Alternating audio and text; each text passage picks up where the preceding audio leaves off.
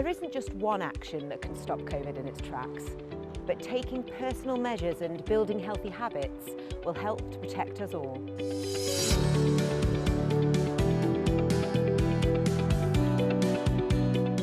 COVID-19 spreads in confined spaces, crowded places and close contact settings. Wash your hands regularly and practice good hand hygiene. Carry a face covering at all times and wear it in any crowded or busy places.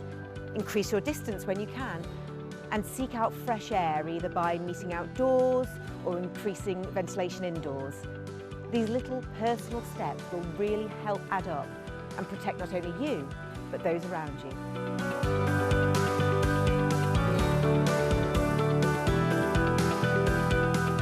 Lateral flow device kits are available free of charge to everyone in the Isle of Man. You can order them online at gov.im/COVID-19 or collect them from any participating pharmacy. It is recommended that everyone test every 3 to 4 days. In the last few weeks, almost 70% of positive PCR tests were identified thanks to an initial LFD test, making them a really important tool to uncover hidden cases of the virus.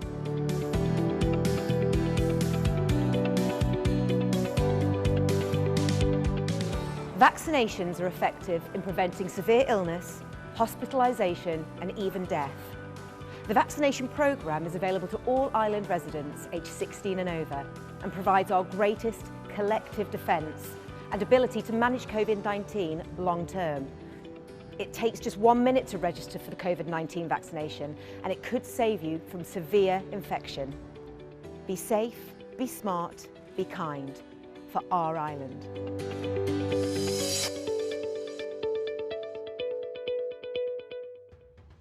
Hello and welcome to Election 21 Question Time.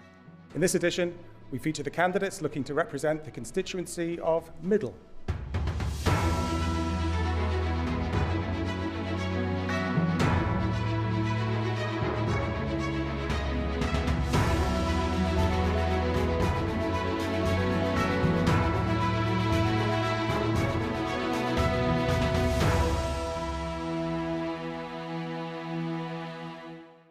Joining me on the panel are, in alphabetical order, David Fowler, Kieran Hannafin, Alison Lynch, Stu Peters, and Jane Poole-Wilton.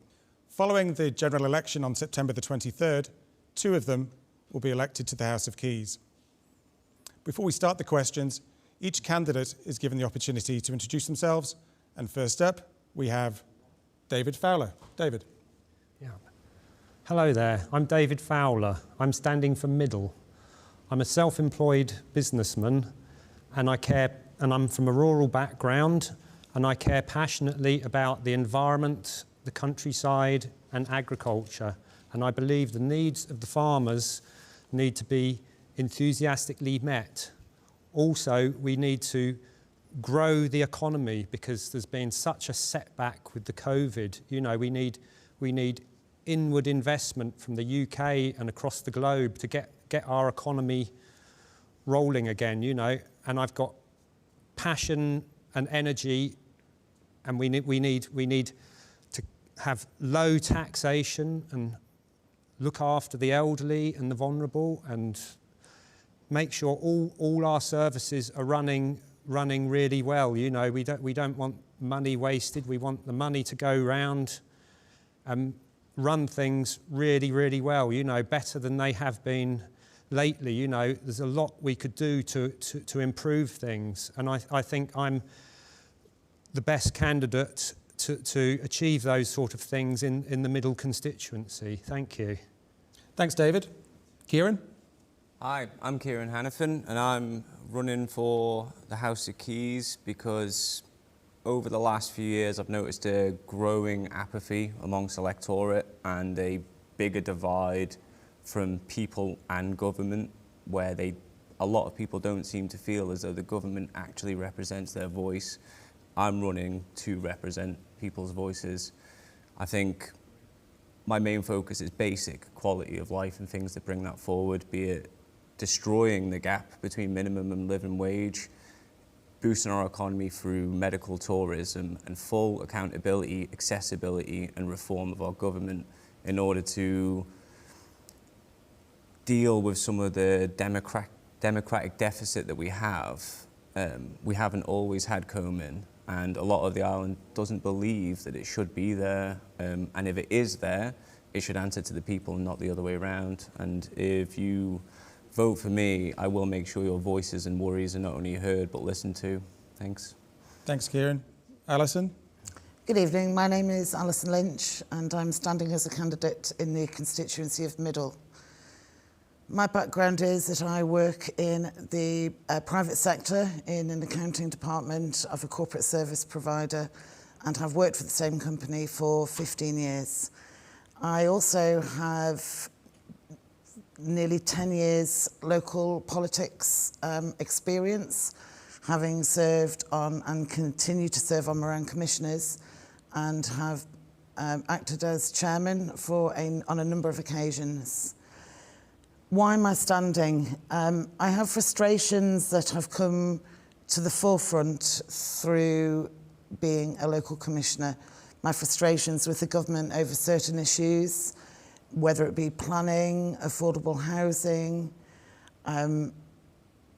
encouraging our young people back to the island, post-education. At the end of the day, the young people are the future of the Isle of Man. You know, without them, there is no future. We need to encourage them back. They're the ones that are going to be sat here in 10, 15 years' time. And I also care passionately about the constituency of Middle and the 3 parishes of Moran, Braddon and Santon, and I will work tirelessly for the residents of that constituency. Thank you. Thanks, Alison. Stu Peters? Hello, I'm Stu Peters and I'm standing for Middle, obviously. My background is that for the last 21 years I've been a broadcaster with Manx Radio, not anymore. Before that, 30 years in various businesses, advertising, publishing, media services, video production, telly, that kind of stuff. And I've done various other things as well. I've been a small business owner. I owned a coffee shop on Athol Street until about 5 years ago. Over the years, various people have asked me to stand for politics, but it never felt the right time. It does now. I decided a while ago that if I didn't stand this time, I'd probably not do it. So that's why I'm standing this time. Lots of people will have all sorts of different issues that they seek to address.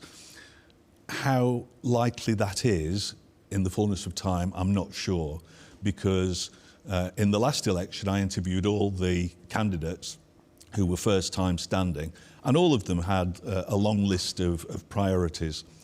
I suspect that once you become a part of the government, it's much more difficult to get things through. So it's all very well having a wish list. What I'm saying to people is judge me on my experience, judge me on what you've heard on the radio, and decide whether or not I'm the sort of person who can stand up for your rights in the House of Keys. And if so, vote for me. Thank you. Thanks, Stu. And finally, Jane Poole-Wilson. Thank you. Good evening. Jane Poole-Wilson. I was born and brought up on the Isle of Man, and I've lived in Glenvine for the last 15 years with my family. By way of background, I'm a solicitor by my profession. I have a strong track record of voluntary public service on the Isle of Man, and for the last 4 years I've been privileged to serve in the Legislative Council. Why am I standing for the House of Keys? Because I recognise that in order to play the fullest part possible in trying to deliver improvements in our island, it is important to get the public mandate that is obtained by standing for Keys election. For me, I think there are some clear priorities, and I'm hearing the same as I'm talking to people on the doorstep. We urgently need to prioritise improvements in access to health services, including mental health. It is vital that we see a strong and diversified economy for our future. It's also important now that we really galvanise positive action to address climate change. And currently, I think a concern of many people is the lack of a coherent housing policy for our people on this island. From my experience to date, working in a variety of government and parliamentary roles, it is clear to me that there are absolutely improvements in the way that government works that we must see if we are to enable these changes to progress.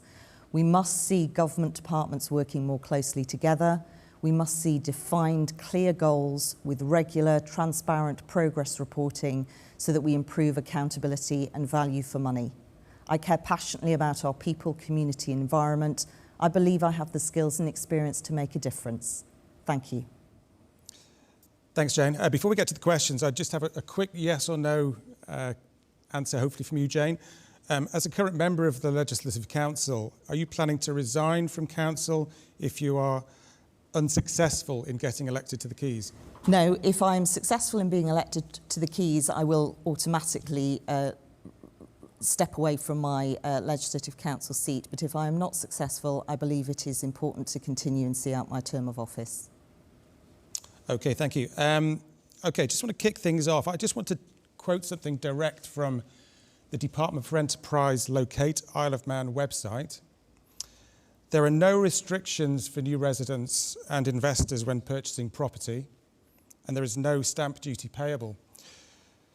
Given the struggles that many of our resident population are experiencing, either getting on the property ladder or facing increasingly high rents, does this situation need to change?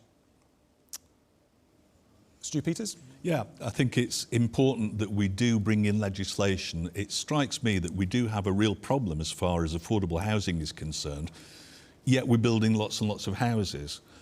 And talking to people on the doorstep, it seems that the biggest problem is that an awful lot of those houses are being bought up by investors and speculators and not sold to owner-occupiers. And Peter Carron came up with a great phrase a few weeks ago that I saw in one of his interviews about we ought to be looking at nests and not nest eggs.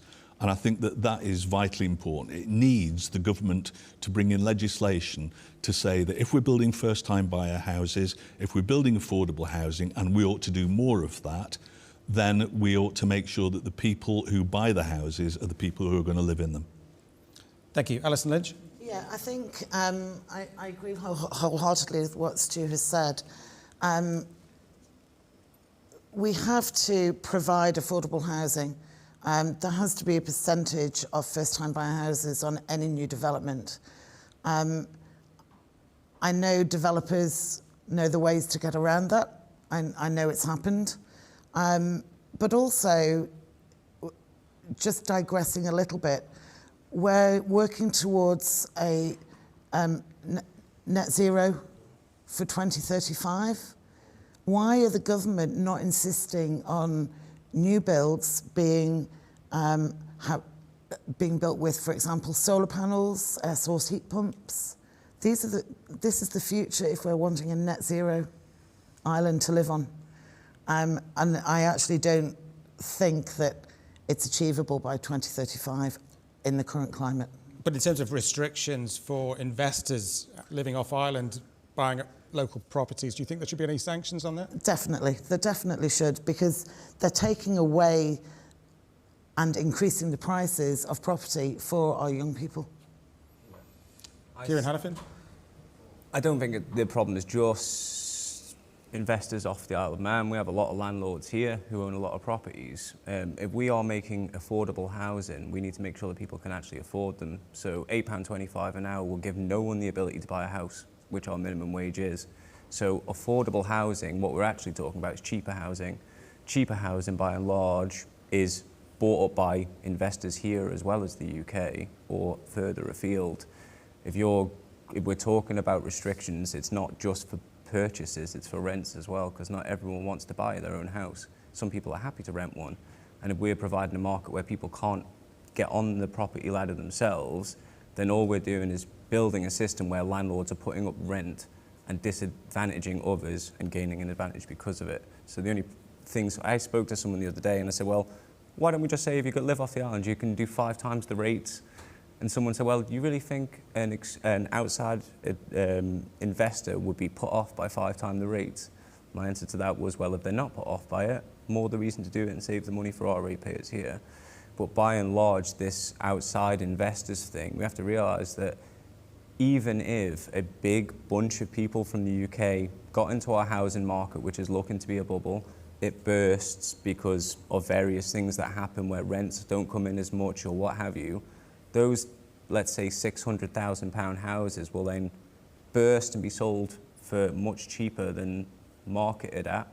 And all that will happen is the people who are already at the top on the island will buy all those houses and then distribute them rent or bigger housing. Okay, so I think it's a suffer to do that.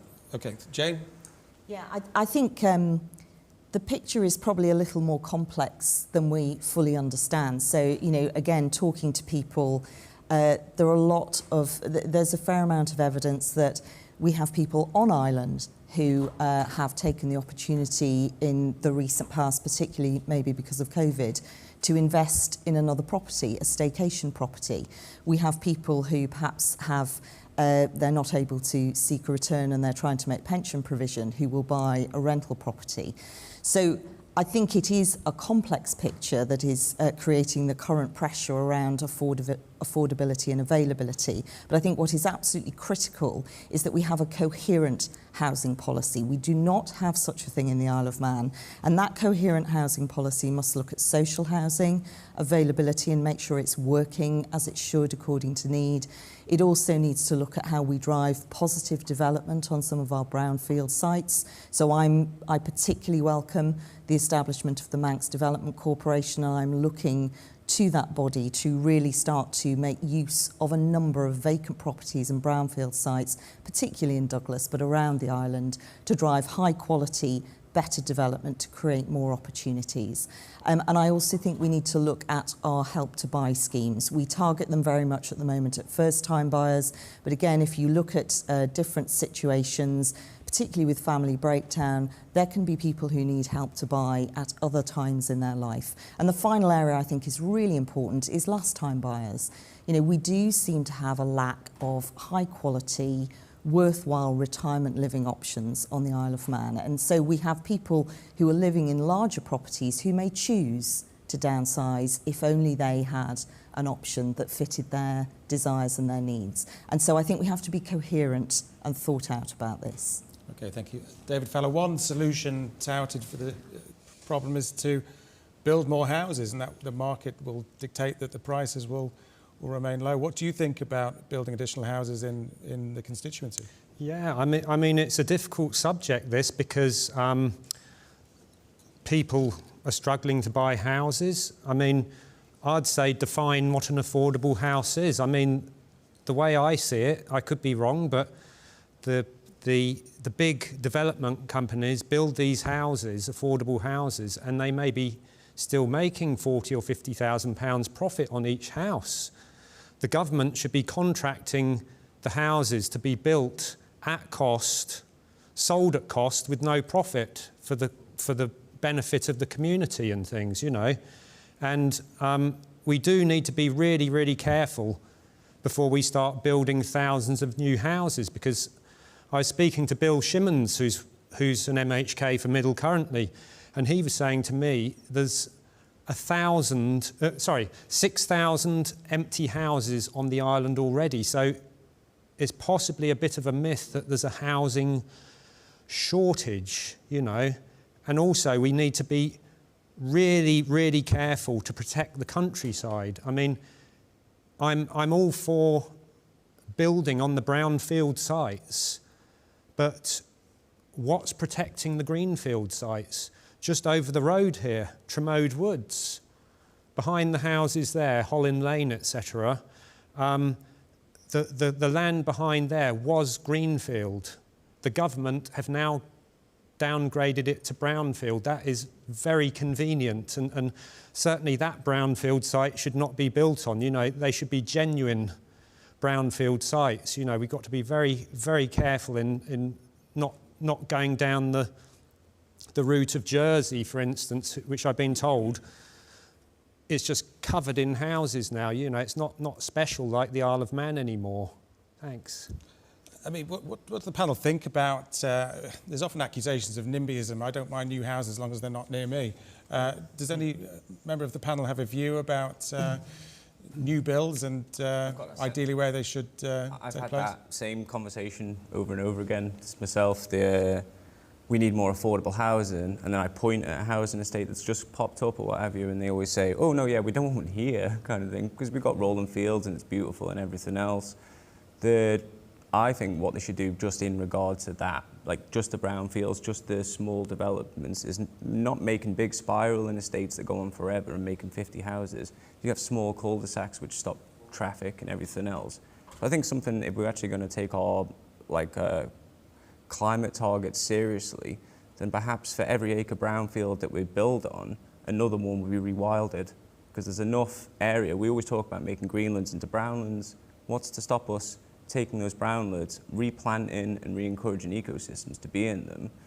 And that's part of the actual deal with the contracts. As for housing, I think realistically, smaller builds and less of them, like more sporadically put around, opposed to big housing estates that destroy an area for what it is, which in Middle is largely agricultural. Yeah, just to David's point, if there are 6,000 empty houses on the Isle of Man, that doesn't mean that we've got 6,000 available houses.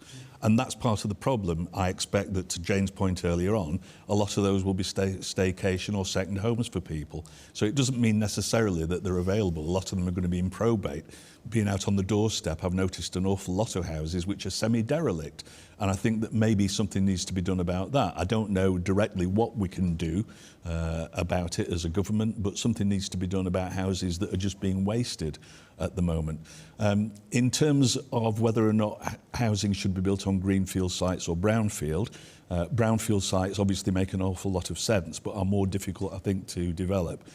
Greenfield sites, everybody who says, oh, you know, we don't want to turn the Isle of Man into a concrete jungle, I understand that. If you look at the Isle of Man on Google Earth, it's 95% green. There is plenty of space. There are dozens and dozens of places around the island that could easily support new housing. And apart from, you know, just looking at affordable housing developments, how about bringing things back like easing planning regulations so that people can actually build affordable housing? I expect that what we've got at the moment, there is a set price to build a house like that, a 2 up, 2 down or a 3-bedroom house or whatever. How about things like container houses? How about things like log cabins? You know, good luck with getting planning for any of that at the moment. And I think that that might be an affordable way to get people into cheaper housing. Okay.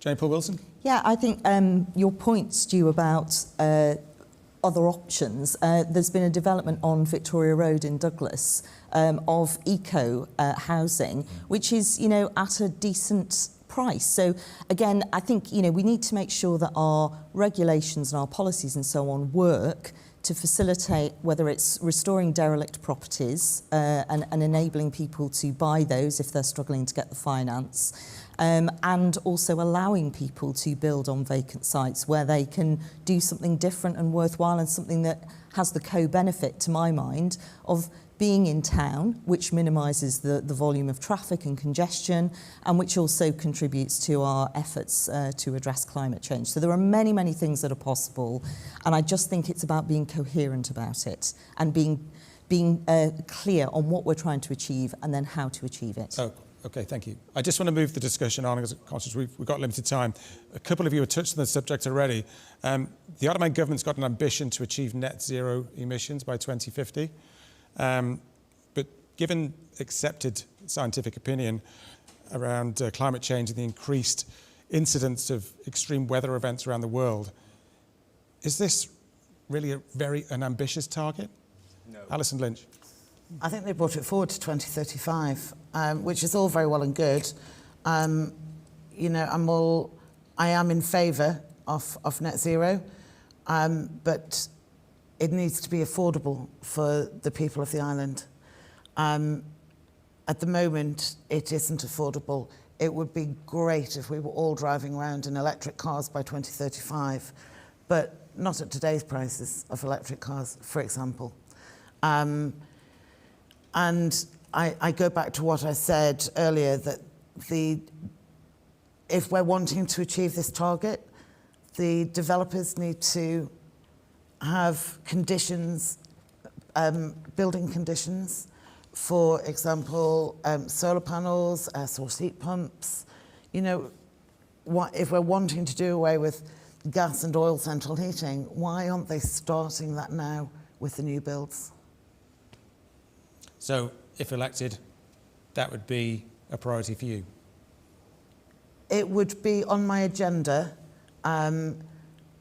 because, as I said, I don't think 2035 is achievable. I would like it to be, but it needs to be affordable for residents of the Isle of Man, not just middle of the island. Kieran Hannafin? I wouldn't call it ambitious. I'd say it's going to be too late. But in regard to climate change, you know, we talk about electric cars and we talk about trees like they're ever the main thing that matters. You know, it takes 21 kilograms of CO2 out of a mature tree. The Isle of Man, last report, produced 0.84 megatons. So that's a lot of trees, and for us to plant 70,000 whips where most of them won't survive and they're not native, doesn't even look like we're trying. If it's going to be a nationwide problem, then we should be really doing it nationwide, be it our waste disposal being paid for by your taxes instead of your rates, in which case that we can separate them at the source and everything else. There's a lot of things that we can do that don't involve Tesla cars or bringing foreign trees over to the Isle of Man. I don't think it's ambitious because, to be honest, I don't think the people who are leading the climate control issue in government have ambitions around it. I don't think they are looking at the bigger picture of it. So no, I don't think it is ambitious at all. Okay, David Fowler? Yeah, I mean, I don't think it's ambitious really if you've got the right people and the passion to set these things up. It's doable, you know. I mean, we could plant a lot more trees than the government have set targets for. It doesn't. Some of it will have to come out of people's taxes, yes, but we could have quite a lot of corporate sponsorship for new plantations and things. And it's not just trees that make good carbon sinks. I mean, I'd like to see a big expansion in agriculture on the Isle of Man. You know, there's a lot of fields lying fallow. I mean, we could have industrial hemp grown here, which is a fantastic product. You know, it makes clothing, oil, you can reinforce concrete and things, and that is a fantastic thing. I mean, a broadleaf forest will soak up 2.5 tonnes of CO2 per acre per year. You start planting industrial hemp on the fields and that will soak up 10 tonnes of CO2 a year. So that, you know, if that was a widespread farming practice, that could soak up a lot of CO2. And also you've got other ways as well. I did speak to someone who said they've done that in Derby Haven because there must be areas of the ocean that don't have much seaweed or anything, and you can actually plant up kelp forests. Okay, I just want to move the discussion on. Jane Poole-Wilson, what's your view on it? Yeah, I mean, I think I'm not someone who gets hung up particularly on a date, but I do think we need to get our act together and really make some tangible progress. And our two biggest sources of emissions for the island is our energy supply and our housing. Now, with our energy supply, there is no question in my mind that we need to stop thinking about this as a cost and start thinking about it as an investment. Our combined gas turbine plant has a shelf life of 2035, and my understanding is that the UK is going to start to introduce hydrogen into the gas supply, which has a knock-on effect for the materials in that plant. So in terms of needing to develop and change our infrastructure, these things are already on the agenda, including our interconnector. But there is opportunity. We are rich as an island in natural resource. And I would like to see a vision where we absolutely maximise our capability to generate renewable power, have storage capacity, and ultimately are in the position to be a net exporter, giving ourselves a revenue stream. And I really do believe that this is possible. And as regards Alison's point on affordability and our housing stock, which is our other main source of emissions, again, if we can help people, and it is about targeting assistance in the right way for people, then there is huge benefit in terms of more energy efficient homes, warmer homes, and ultimately I would like to see reduced cost for people. And Tynwald did approve a green grant scheme in the July sitting this year, which I regard as just a start. But I believe not many people are sitting around with capital sums that they have ready to spend on retrofitting their property. if they do have that money, they may have it earmarked for something else. So we need to enable people to access finance through sensible loans so that people can take action to improve their property with benefit to them whilst they're living in the property. But I think we really have to get imaginative now and work hard at helping people do what I think a lot of people want to do, which is the right thing. Okay, thank you. Stu Peters, what's your view on this? Well, I've been called a climate change denier in the past, and I'm not at all. But I'm also not a climate change alarmist. And I think it's a very easy thing for people to jump on. It's almost part of this Project Fear thing that we hear about, where only big government is able to save us from the earth setting fire to itself. So I don't think that that's true at all. I worry about an awful lot of these predictions. I printed a thing off the internet the other day, so whether it's true or not, I don't know. But in 1970, scientists said that the world would use up all its natural resources by 2000. In 1971, they predicted a new ice age coming by 2020 or 2030. So because supposedly 97% of scientists think that the Earth's going to set fire to itself, I don't necessarily believe that.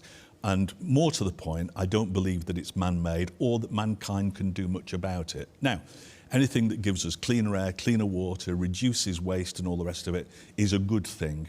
And government should be looking at that. Government should be looking at the things that we can do and not virtue signalling to the rest of the world that we're ahead of the game in terms of net zero, because I think that that will impact financially on every man, woman and child in the Isle of Man. Okay, thank you. Sorry, Jane, final point.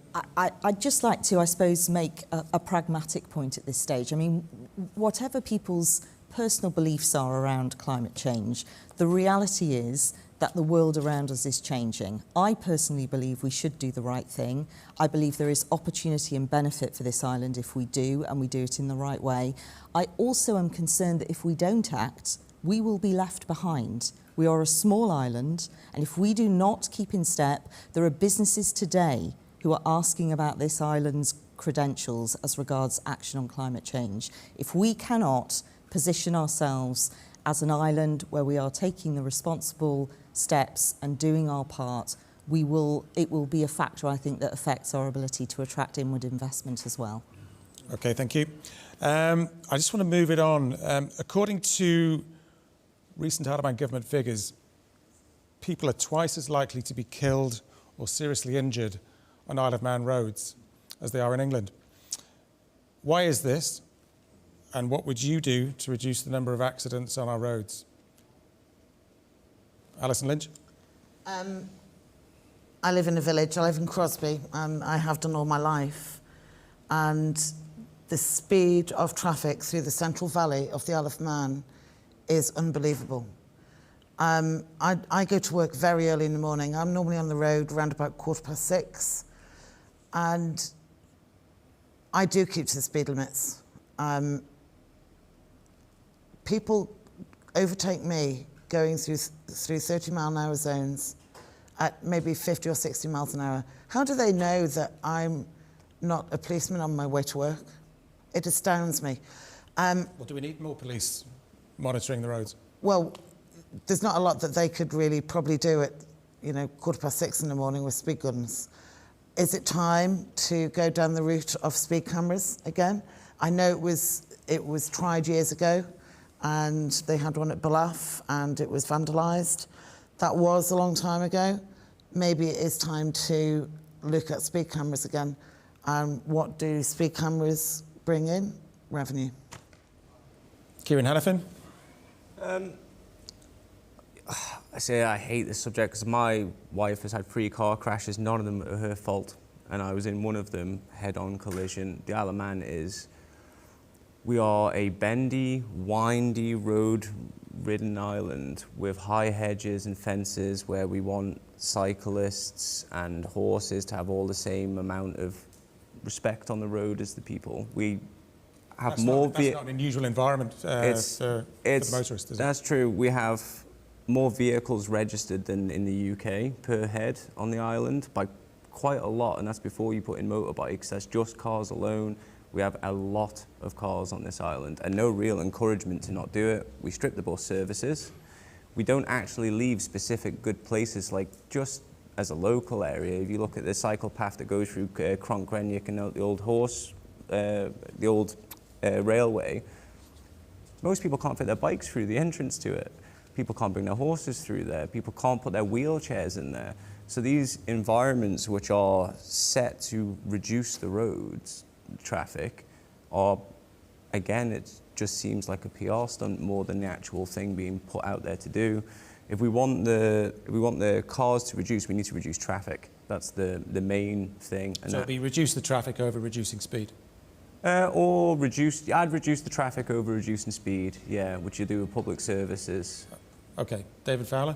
I'd do both of those, I think. Try and reduce the traffic and reduce the speed with a combination of things. I mean, for a start, a lot of the people in the rural areas of Middle don't get a choice because there isn't a bus service there at all. You know, we need to look at the very least, sort of extending the dial of ride services so people in the rural areas can get public transport to where they want to go.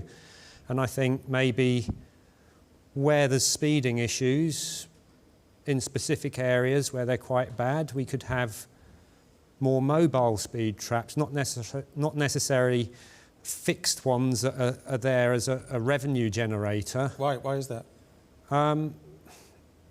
Because I just think it's a bit tough, that, and if you want to catch people out, it's got to be irregular. If there's a thing there all the time, what can tend to happen is they'll slow down through that, and once they're past the camera, they'll then accelerate to make up the time they've lost, and it's another problem further down the road. And then what do you do? Have speed cameras on every stretch of road on the whole island. Also, I think maybe a good way of looking at it is where there are issues with speeding and it's dangerous for people to cross the road, we maybe need more crossings, because I mean just having zebra crossings and that should slow the traffic down and make it easier and safer for the people to cross the road and things. You know, there's a lot of things in that area need sorting out, really. Okay, thanks, David.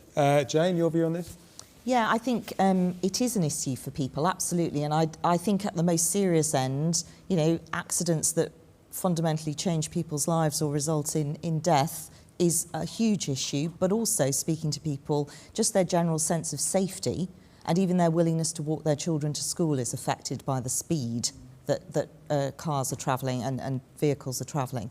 So I think, I mean, personally, I think I would like to see if there are sensible ways to reduce the amount of traffic on our roads. And for sure, we saw through the whole lockdown period that a number of people, if their jobs lent themselves to it, were able to work from home. Now, I'm very pro the government working as much as it can to encourage that remote and flexible working where that is possible, because that reduces the amount of commuting that people have to undertake, and it also supports local communities when people are working from home.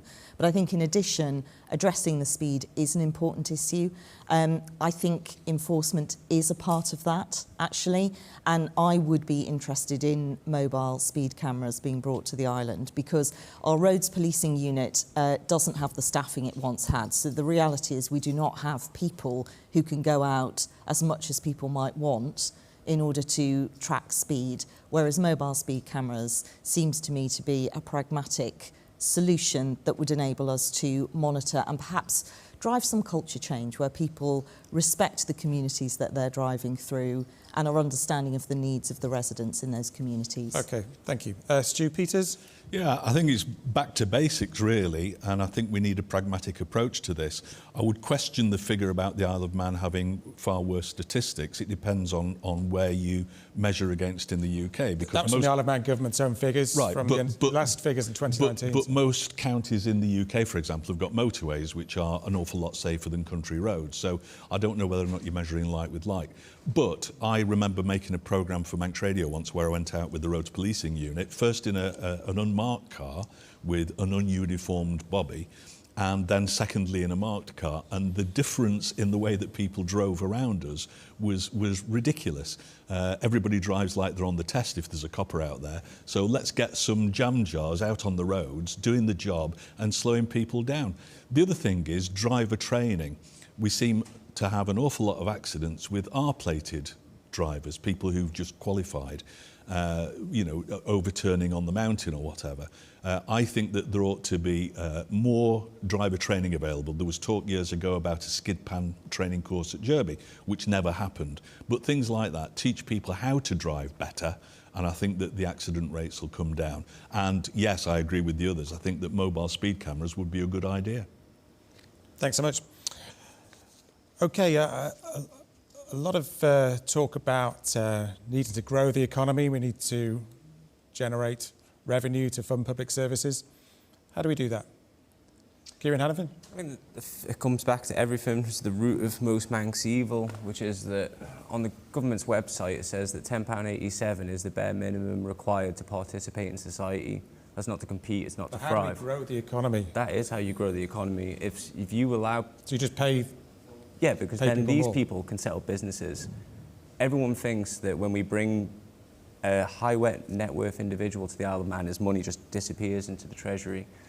Whereas if we set up businesses on the Isle of Man, Manx-owned businesses that are selling stuff worldwide, we just make our people richer, and that boosts the economy. That is the first step on the ladder to affordable housing. It's the thing about people being able to actually nurse their parents in their old age or raise their children and afford childcare. Boosting the economy overall starts with people having money to spend. But would you agree, maybe a sector like retail or hospitality, paying your staff even more Perhaps. is probably going to mean the loss of my idea is based headcount in that firm? My idea is based on a breakout of benefits to start with, and I'd argue that if your business is run by unpaid staff and not the service you provide, if everyone on the Isle of Man was being paid more, your profit should go up. And if it doesn't go up based on that, then your profit is actually made on unpaid labour, not on the service you provide. Overall, to boost the economy, we need the actual economy to be stimulated. Giving out a card to encourage people to go and spend money they don't have in a business isn't going to help that, which is something we've already done. Big steps into fintech would be a good advantage to take on some of the gambling, take on some of the financial industry, like blockchain technology, crypto technology, these big moving forces. We could really get on top of and regulate now and be ahead of the game. There's no real encouragement to happen to this. Okay, thanks. Jane Paul Wilson, what's your view? Do you have any view on the kind of industries you'd like to see in the Isle of Man, or do you want to see the existing ones thrive even more? Well, I think it's important to support what we've got and create an environment where they can thrive. So whether that's the financial services sector, insurance and so on. I also think, though, that we should increase our digital opportunities on the Isle of Man. And I think there is opportunity around our green and climate agenda to bring, again, inward investment and opportunities. The Energy and Sustainability Centre has been set up on the island and is being funded at the moment by some private investment. And I think, you know, those sorts of test beds, whether it's new types of technology, promoting the island as a test bed, and also renewable infrastructure, these are some of the opportunities around growth for our economy. I think what is important, though, is the last government commissioned KPMG to conduct a strategic review for our future economy and our tax position. And I think what we have to do is, when that strategic review reports, it will be incumbent on government to look at that closely and take some decisive action quite quickly to determine a clear vision and our USP for the island. Because we have to mark ourselves out from our competitors. We have to remain a responsible jurisdiction in terms of our tax structure and how we regulate ourselves. But we need to mark ourselves out as to why you would come here and establish your business. And we want people here because that's the way we create jobs for people. Thank you. Alison? I wholeheartedly agree with what Jane has said. I work in the private sector for a corporate service provider. We've been very lucky through the COVID pandemic that as a private sector company, we have survived, and in fact we have grown. We have new business coming into the Isle of Man, which in turn creates revenue on VAT. You know, and we do need to wait to see what the review is that KPMG are doing, see what the outcomes are, but we must help and encourage our local businesses and support them, encourage people to support them. The staycation industry has taken off on the Isle of Man. You know, people are now offering staycations, whereas 2 years ago they wouldn't have done that. And you know, I take my hat off to them that they're doing that. So may that long continue. Thank you. Stu Peters. Yeah, I mean, I think it's very easy to criticise government, but I have to say that I think that they've done a pretty good job in making sure that we have some very important industries. Finance sector was the mainstay of that for many years. That seems to be less important these days, but we've got e-gaming instead. So I hope that the Department for Enterprise is already looking at the next sector that it can bring to the Isle of Man if e-gaming doesn't work out. However, I think that the low-hanging fruit on this is to encourage entrepreneurs on island. So not companies that are going to employ hundreds of people, companies that are going to employ 2 or 3 people at a time. We've got all sorts of hippie phrases like freedom to flourish and the Isle of Man where you can, which are effectively meaningless. It strikes me that we've got a civil service that stifles innovation, and I think we need to change the way that we do things to encourage innovation and to encourage people to invest, set up small businesses, and that, I think, is the future for the Isle of Man. Thanks. David Fowler? Yeah, I mean, there's lots of ways we can grow the economy. I mean, a new industry that's probably going to happen is the growing medicinal cannabis on the Isle of Man. If this takes off, we could be looking at 250 jobs for the Isle of Man, which is going to be a lot of tax and NI and, you know, good revenue for the economy. And you know, we need lots of inward investment. I mean, it seems to me in the past, a lot of companies try and establish here and they're turned away. I mean, back in 2010, we had Centre Parks came here. They wanted to set up a centre. They were turned away. I don't know why, but that would be a fantastic thing. You know, if someone like that set up a centre, we could have, you know, we could have a lot more sort of investment in tourism and things. And also, I think we're not doing enough to encourage high net worth individuals to come here. You know, we could do a lot more with that. It's the thing about Centre Parks, though, that if they had been interested in coming, everyone goes to Centre Parks, spends on site. They don't spend in the broader economy. And it could be argued that the Isle of Man in itself, given the range of attractions and facilities on offer, is one giant Centre Parks, in effect. Yeah, but I mean, you've got to have attractions to get tourists here in the first place, because everyone seems to be saying there's not enough on the Isle of Man to do. And I don't think if they stayed in a Centre Parks, they'd just stay there for a week. They would drive around the place and they would visit other places and go in the shops and spend in the economy, you know. Yeah. Okay, Stu Peters. I think that one of the problems that we've got is that traditionally tourism was the industry on the Isle of Man, and that's not been true since the 1960s probably. And whilst I've got ideas that can improve our tourism offering, and I think, for example, the steam packet company could be used much more strategically and tactically to get people to the Isle of Man, we've got to be realistic about this and realise that tourism is a tiny proportion of the economy. It contributes very little actually to Treasury.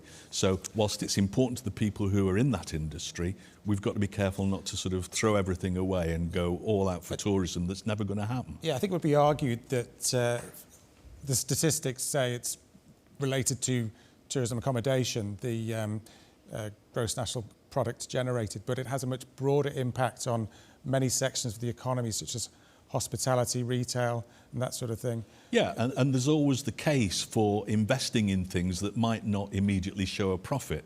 The TT is one. I believe that it costs more to run the TT from government than it brings in, but there is the knock-on effect, there is the secondary effect of TT, not only as far as our reputation and our place in the world is concerned, but also, as you say, in terms of the hospitality industry. So it might not show a return to Treasury, but it's very important to the Isle of Man. Okay, anybody else want to add anything before we move on? Kieran? I think that one of the best situations that we have for tourism, if we are going to keep talking about tourism, is I think the Isle of Man should start introducing healthcare tourism. So it would boost our actual healthcare system, our economy and our tourism with all like the state, like the small like B&Bs and everything we have. The big problem on the Isle of Man, same with Centre Park, same with anything that we want to set up for people to do, is that by and large we have a very small community and people don't want to do the same thing every week, or there's not enough people to do something valid. You just clarify what you mean by healthcare tourism? So if we did, let's say, corrective eye surgeries, which are one of the best pass rates of surgeries with one of the highest quality of life improvements straight from it. But there's big waiting lists for them. So if we were to bring people over, zap them out and just have someone all day blasting. But wouldn't that be a political hot potato in the Isle of Man? Because you've got Isle of Man residents waiting months, even years, even for an appointment. And then you're allowing the facilitation of off-island patients if we were to get treated very encourage, quickly because we currently money. have 2 doctors doing ours on the island and it doesn't run efficiently. Whereas if we had 5 doctors and constant people coming in, then for every second surgery that happens from a Manx resident or third one that happens from a Manx resident, we have one from the UK or from Europe or further afield. And that will pay for half of the person who's had their eye surgery prior. But it's not just eye surgery, you can do that for everything, be it hernias, be it assisted suicides, be it all these things that aren't really done on demand anywhere else. Convalescence, you tend to spend money. Convalescence, you tend to bring family. In those scenarios, it would really boost our economy as well as our healthcare system, as long as the profit made from it went back into our public health service and instead of someone's pockets. Okay, thanks. Just kind of related to economic growth, kind of touched on it earlier. Is our tax system fair and fit for purpose? Jane, would you like to answer that? Yeah, I mean, I'm aware that the strategic review that's being undertaken will incorporate a look at our tax system. I mean, we have to remain competitive, I think, as a jurisdiction.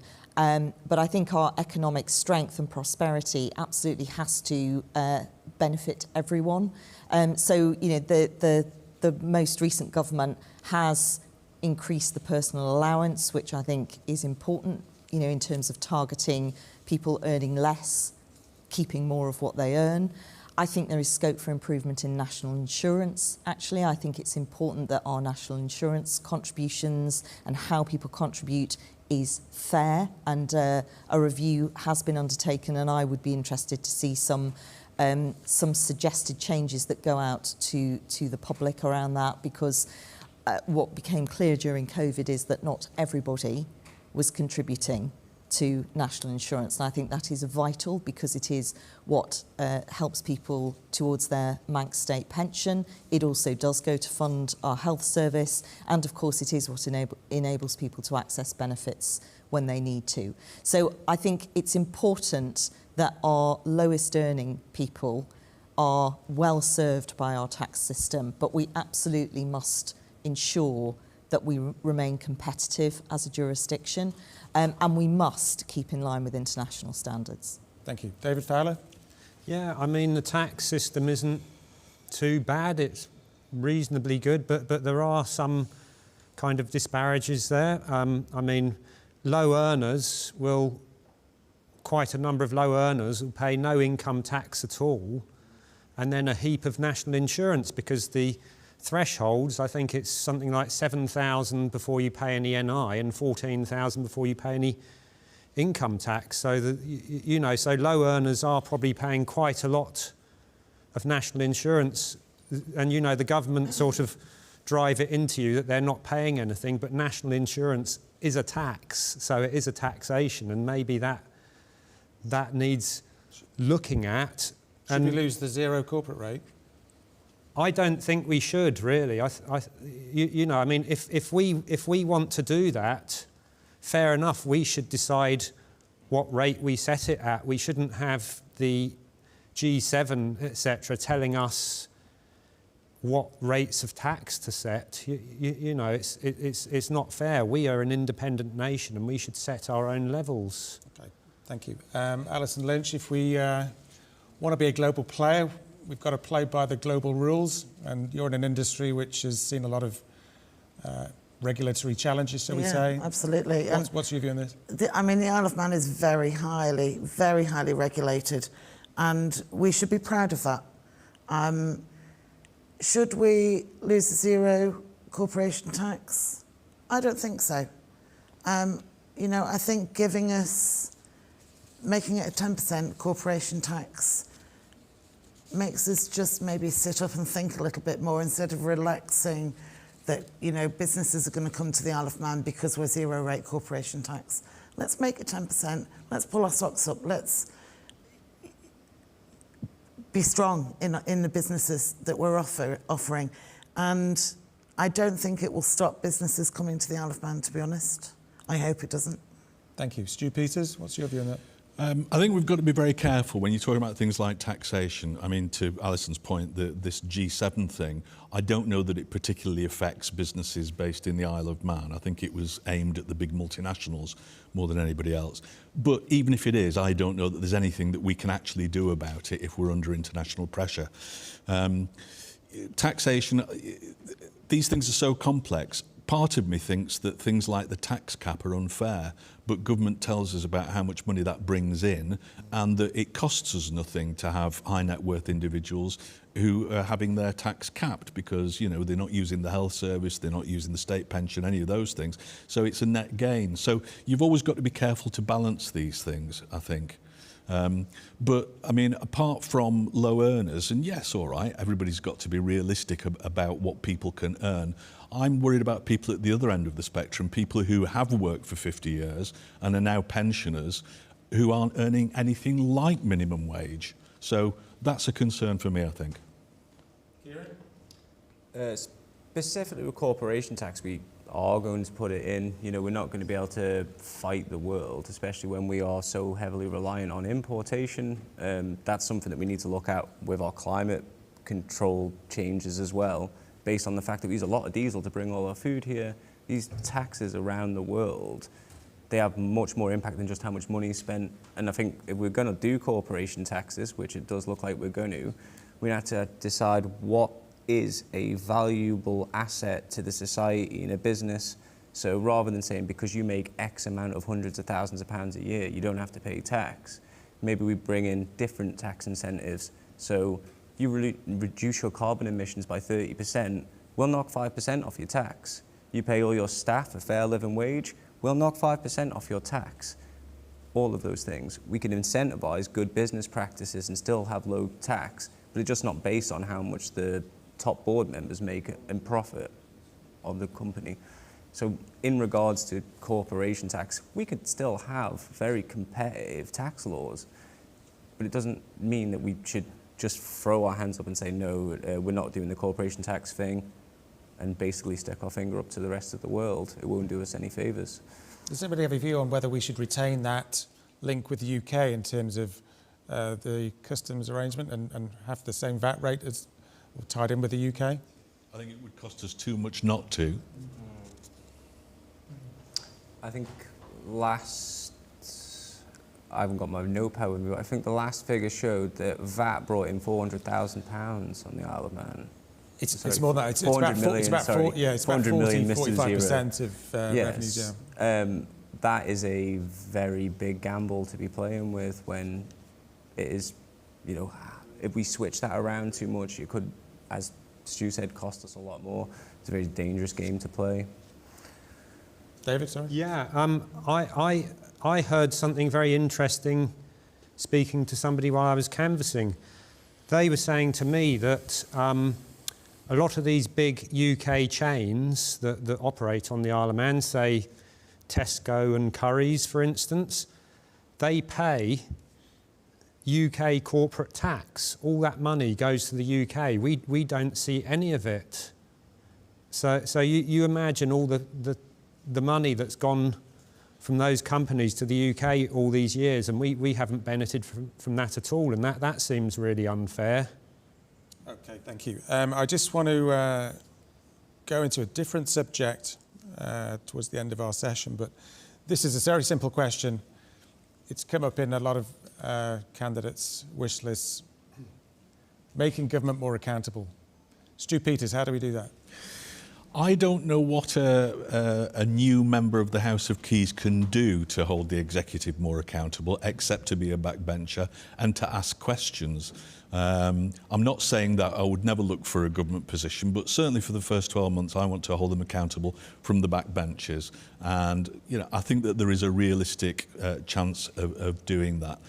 It's not just the government, though. It's also the civil service. It strikes me that there are two governments in the Isle of Man. We've got the elected politicians and we've got the civil service. Civil service is there forever and seems to be completely immovable.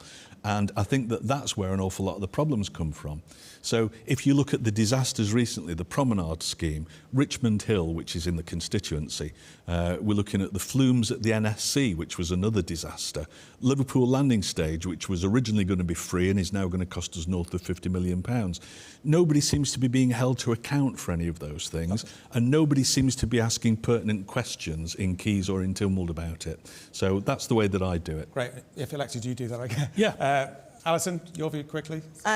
Well, the MHKs are public servants and we are accountable to our public. So, we need to be totally transparent also. Jane? I think it's, my observation would be that Isle of Man government needs to, across the board, improve data capture, transparency around that, clear defined goals. I think we need to be very focused. The programme for government last time, I think it was a good idea, but I think instead of trying to do everything all at once, be very focused on our strategic priorities, clearly define, as a good business would, what it is you're trying to achieve with some defined measurements, and then show how we're getting on, because that to me is how you evidence transparency. Questions are important, but my goodness, if you don't have the data and the evidence that you can point to, and I think that would help the people as well, if we publish and we're more transparent about good data, what we're trying to achieve and how we're getting on, that will make a world of difference. You can't switch it on overnight, but we absolutely have to get better at that. Thank you. David, very quickly. Yeah, I mean, I've heard a lot from Duan Watterson in Tynwald, and he talks a lot about having an independent auditor. So, an outside body does our accounts for us. That would make us a lot more accountable, and that would be a good way, maybe. Okay, thank you. Kieran? I agree with Jane. Accessibility of information is the first step there. A lot of our legislation, a lot of our acts, a lot of even our consultations are written in bafflegab, which is, basically deliberately confusing language. The pay rise that happened in Tynwald last year, the consultation that went out, and that might as well be in written Latin. Okay. So in order to have a government that is accountable, we first need to give the information to all the people of what all these people do, and then have direct responsibility to each of them. So healthcare, for instance, we have a public health director, we have a minister of health, and now we have Manx Care, Okay, and no one knows what they do. You done? Thank you. Yes. Great stuff. Thank you very much. Thank you. That wraps up our questions for the evening. All that remains is for each candidate to have a final word, about 15, 20 seconds, on why they should receive your vote. So, David Fowler, over to you. Yeah. I think you should vote for me because I care passionately about the people and the environment of the island. And I think if I get elected, I will do a fantastic job, 110% passion and energy to get the voice of the people heard. Thank you. you. Kieran?